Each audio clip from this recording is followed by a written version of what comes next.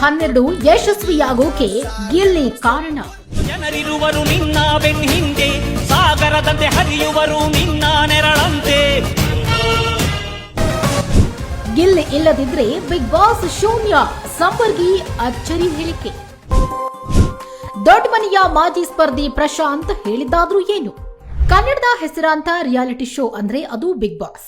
ಇದುವರೆಗೂ ಯಶಸ್ವಿಯಾಗಿ 11 ಸೀಸನ್ಗಳನ್ನ ಪೂರ್ಣಗೊಳಿಸಿ 12ನೇ ಸೀಸನ್ಗೆ ಕಾಲಿಟ್ಟು ಭರ್ಜರಿ ರೆಸ್ಪಾನ್ಸ್ ಪಡೆದುಕೊಂಡಿದೆ.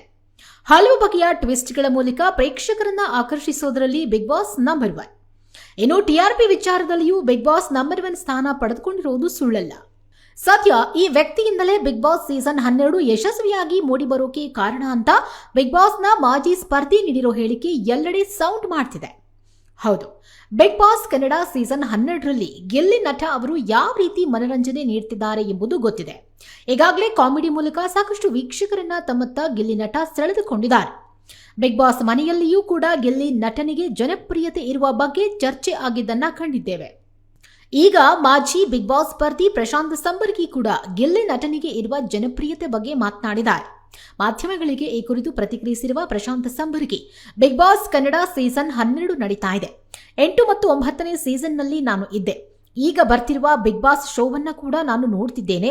ಈ ಬಾರಿ ಒಂದು ಫ್ಯಾಮಿಲಿಗೆ ಬೇಕಾದಂತಹ ಮನರಂಜನೆಯನ್ನ, ಕಾಮಿಡಿಯನ್ನ ತುಂಬಿಸ್ತಾ ಇರುವುದು ಒಬ್ಬರೇ ಒಬ್ಬ ಸ್ಪರ್ಧಿ, ಅದೇ ಗಿಲ್ಲಿ ನಟ. ಈ ಸಲ ಗಿಲ್ಲಿ ಇಲ್ಲದೆ ಹೋಗಿದ್ದಿದ್ರೆ ಬಿಗ್ ಬಾಸ್ ಶೋ ಶೂನ್ಯ ಅನ್ನಿಸ್ತಿತ್ತು. ಗಿಲ್ಲಿ ನಟನನ್ನ ತೆಗೆದುಬಿಟ್ರೆ ಬಿಗ್ ಬಾಸ್ 12 ಮುಚ್ಚಿಕೊಂಡು ಹೋಗಬೇಕಿತ್ತು ಅಂತ ಹೇಳಿದ್ದಾರೆ. ಗಿಲ್ಲಿ ನಟನೆ ಎಲ್ಲಾ ಮನರಂಜನೆ ಕೊಡ್ತಿದ್ದಾರೆ. ಒಂದಷ್ಟು ಜನ ಸಪೋರ್ಟಿಂಗ್ ಆಕ್ಟರ್ಸ್ ಇದ್ದಾರೆ, ಆದ್ರೆ ಇನ್ನೂ ತುಂಬಾ ಜನ ಮುಂದೆ ಬರಬೇಕು, ವೀಕ್ಷಕರಿಗೆ ಮನರಂಜನೆ ನೀಡಬೇಕು.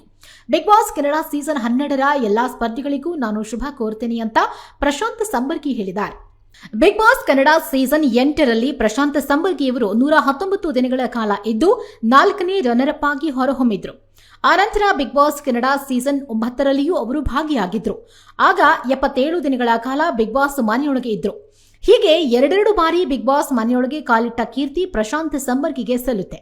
ಒಟ್ಟಾರೆಯಾಗಿ ಗಿಲ್ಲಿ ನಟ ಬಿಗ್ ಬಾಸ್ ಸೀಸನ್ 12ರ ಮುಖ್ಯ ಕೇಂದ್ರ ಬಿಂದು ಅನ್ನೋದಂತೂ no doubt. Varun M, speed music, Kannada, Bengaluru.